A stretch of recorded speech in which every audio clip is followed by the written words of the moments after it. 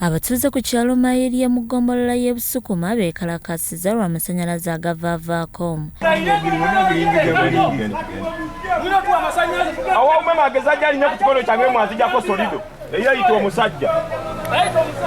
Kitutte emyaka 4 nga batawanyizibwa bavudde mu Golodene, Mayirye, Ntinda nga bakabira emirimu gyabwe egyonoonese. Lw'Amasannyalaze transformer tuyina ka transformer kamu ebyalo 6 konna kwe tukozesa oteeka enkoko y'omupiriji okunyogoza ekintu tetokiraba nako kivunda mu kibuvunzi batuwalanga batalina magezi tugenze ku ofiisi yaabwe tebatwanukudde kati ffe nga ffe abantu katukole ekyaffe.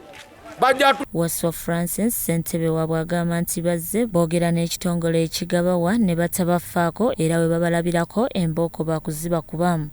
Ebombo batugambye ngo tebamanyi buzibu bwaffe bwonna ngo tuli ku kyalo kino ngo tebabuwulirangako naye bw'osoma ku mpapula zino luno lwa 2021 tusaba transformer luno lupapula lwa 2024 guno omwaka gwe tuliko guno tusaba transformer luno 2023 tusaba transformer tugenda ne kansala Kiseera Beli tutambudde buli wamu ne tugezaako buli kimu kyonna naye kigaanye era songa laki abatuuze ku kwekalasa nga baagala kwokya transformer tugamba no basekwe balinde tulabe oba tuyambibwa.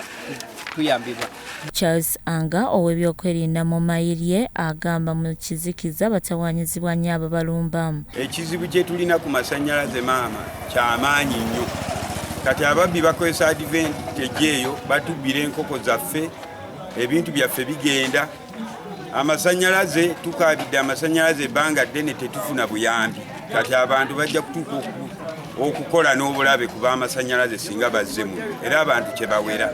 Ben Kisule omu ku bakulembeze agamba batuuse buli wamu biganye ne balumba ofiisi za umeme ebbombo ne batayambibwamu. Ntambuddeko mu ofiisi ez'enjawulo nagendako emagije nentwalayo amabaluwa nga twemulugunya ku kintu kyekimu eky'amasannyalaze oba ekya transformer ey'Entinda nentuukako ne mu era wali erugogo era nentwalayo ebbaluwa y'emu ku nsonga ya transformer ne tugendako ne lugogo mu umeme naye okutuusa olwaleero tubadde tetunnayambibwa kuba olaba diro tatandika okwekubira enduulu twava mu 2022 era tuli mu 2024 naye era ensonga y'amasannyalaze eno ekyali nzibu. Byawandolo Bone, Crossall TV, Omunya.